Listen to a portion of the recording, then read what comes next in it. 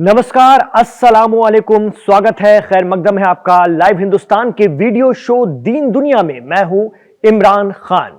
आइए आगाज करते हैं, पर गुजारिश ये रहेगी कि अगर आप हमारे इस वीडियो के साथ आखिर तक कनेक्ट रहते हैं तो हमें बहुत खुशी होगी। साथ ही आप हमारे वीडियो को लाइक कर देंगे तो ये ज्यादा से ज्यादा लोगों तक पहुंच सकेगा। 2 हफ्ते, सिर्फ 2 हफ्ते जब से अमेरिकी प्रेसिडेंट डोनाल्ड ट्रंप ने कह दिया है कि गजा के लोगों से गजा को खाली करवा लिया जाए और मिस्र और जॉर्डन उन्हें अपने यहां बसा लें, साथ में अमेरिका गजा को कंट्रोल में ले ले। इसके बाद अरब दुनिया, अरब मुल्क इतने एक्टिव हुए हैं, इस तरह से एक्टिव हुए हैं, ऐसे एक्टिव हुए हैं कि 16 माह की खामोशी पर ये 2 हफ्ते भारी पड़ गए हैं।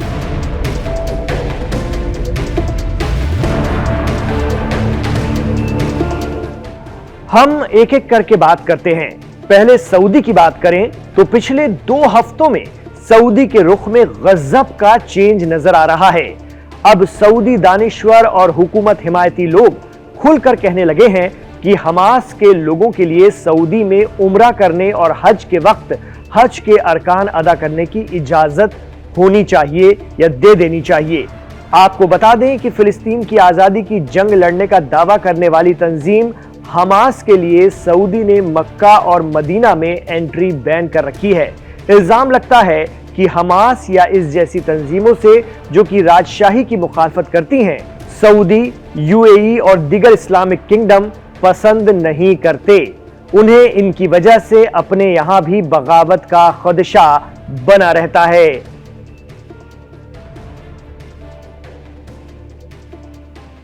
वरना गजा में 16 माह के दौरान जिस तरह की इस्राएली आक्रामकता हुई है उसे सऊदी समेत तमाम अरब ममालिक देख ही तो रहे थे चुपचाप। लेकिन पिछले 2 हफ्तों में अगर हम देखें तो सऊदी अरब जिस तरह से आक्रामक हुआ है, जिस तरह से सामने आया है, वो अपने आप में बेहद खास हो जाता है। तो सऊदी इस्राएल के खिलाफ खुलकर आ गया है। इसकी वजह पीएम नेतन्याहू का वो बयान भी है जो उन्होंने एक इस्राएली चैनल पर दिया था, जिसमें कहा गया था कि सऊदी के पास बहुत जमीन है, वो गजा के लोगों को अपने यहां बसाकर एक नया फिलिस्तीन स्टेट बना ले।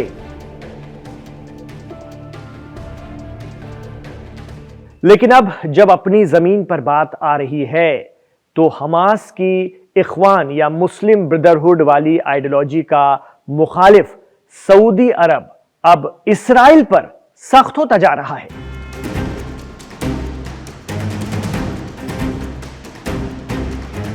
देखना होगा कि यह सख्ती कितने दिनों तक बनी रह पाती है, क्योंकि अमेरिका में ट्रंप हुकूमत है।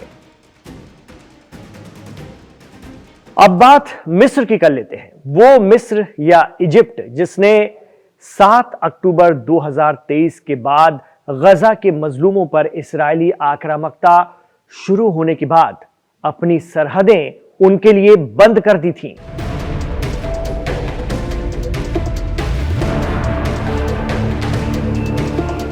जी हां, इससे गजा के लोगों की रसद बंद हो गई थी। वो घिर कर रह गए थे और बड़ी तादाद में मारे गए।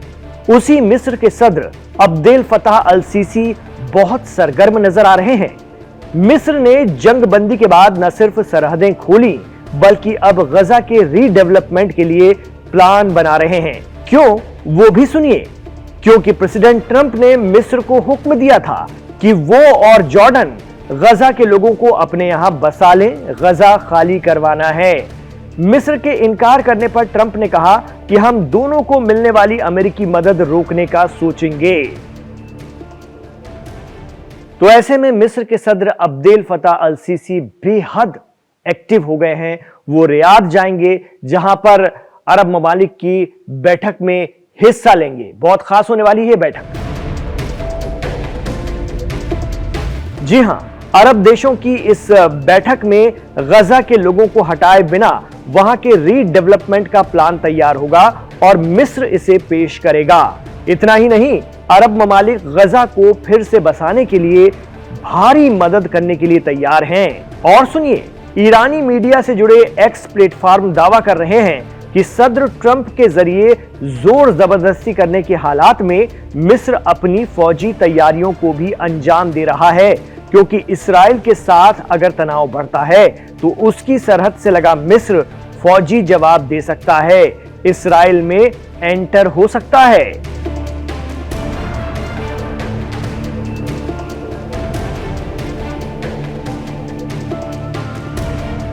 और अब बात ईरान की करते हैं। मिडिल ईस्ट में तेजी से बन और बिगड़ रहे हालात से निपटने के लिए ईरान हर रोज अपनी तैयारियों को अंजाम दे रहा है।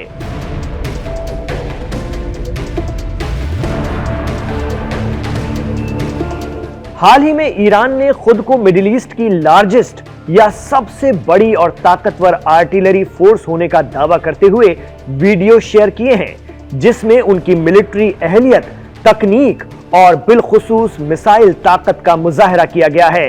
गौरतलब है कि ईरान गजा और फिलिस्तीन के मुद्दे पर आज भी अपने रुख पर कायम है और अमेरिका के जरिए तमाम प्रतिबंधों के बावजूद वो लगातार इसराइल और अमेरिका को चैलेंज कर रहा है।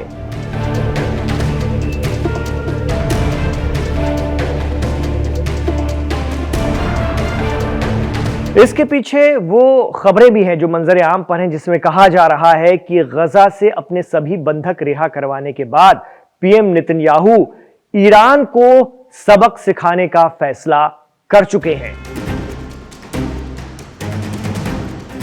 क्योंकि इसराइल इस पूरे खित्ते में अपने खिलाफ रेजिस्टेंस और फिलिस्तीन के मुद्दे की असली जड़ ईरान को मानता है। बहरहाल पिछले 2 हफ्तों में मिडिल ईस्ट में जबरदस्त परिवर्तन, जबरदस्त चेंजेस देखने के लिए मिल रहे हैं। जो इसराइल के साथ थे, इसराइल पर कम से कम चुप ही थे, वो अचानक से सरगर्म हो गए हैं, एक्टिव हो गए हैं। इसके अलावा हमास और हिजबुल्ला फिर किसी नई जंग के लिए खुद को तैयार कर चुके हैं और इसराइल की किसी भी शर्त के आगे झुकने को तैयार नहीं है। यमन के हौसी जंगजू या अंसारुल्लाह तो ईरान की तरह ही अपने स्टैंड पर मजबूती से कायम है ही। तो क्या मिडिल ईस्ट में कुछ बड़ा होने वाला है, जिसमें अब अरब मुल्क भी कुछ कर सकते हैं अमेरिका और इसराइल के खिलाफ? क्या वाकई बदले बदले से सरकार नजर आते हैं या फिर प्रेसिडेंट ट्रंप सब कुछ संभाल लेंगे अपने ढंग से? आप क्या सोचते हैं, हमें कमेंट बॉक्स पर जरूर बताएं।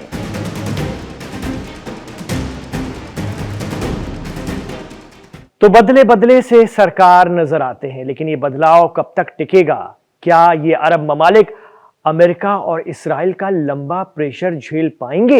ये अपने आप में बहुत बड़ा सवाल है। आप क्या सोचते हैं? अपने राय, मशवरे और तासुरात हमारे साथ शेयर जरूर कीजिएगा। बहुत अच्छा लगता है जब आप अपनी बातें रखते हैं। बहुत सारी बातों को आप सुधारने की भी कोशिश करते हैं। आपको अगर लगता है कि हमारे जरिए से कोई गलती हुई है तो आप उस पर भी हमारा ध्यान आकर्षित करते हैं, हमें उस तरफ लेकर जाते हैं। तो ये बहुत अच्छी बात है कि आप हमारे साथ कनेक्ट रहते हैं। इमरान खान के साथ आखिर तक कनेक्ट रहने के लिए आपका एक बार फिर शुक्रिया। आपसे यही गुजारिश रहेगी कि जैसे आप हमेशा हमारे इस वीडियो को खूब शेयर करते हैं, ऐसे आज भी कीजिए और हिंदी उर्दू जानने वालों के बीच ये वीडियो दुनिया भर में, वो जहां जहां भी रह रहे हैं, तमाम दुनिया में, तमाम आलम में फैले। हमारी तो यही कोशिश रहती, यही इल्तिजा आपके जरिए रहती, क्योंकि ये सिर्फ आप ही कर सकते हैं और इसके लिए आपको करना होता है सिर्फ एक लाइक और व्हाट्सएप के जरिए अपने दोस्तों और रिश्तेदारों में से शेयर करना होता है।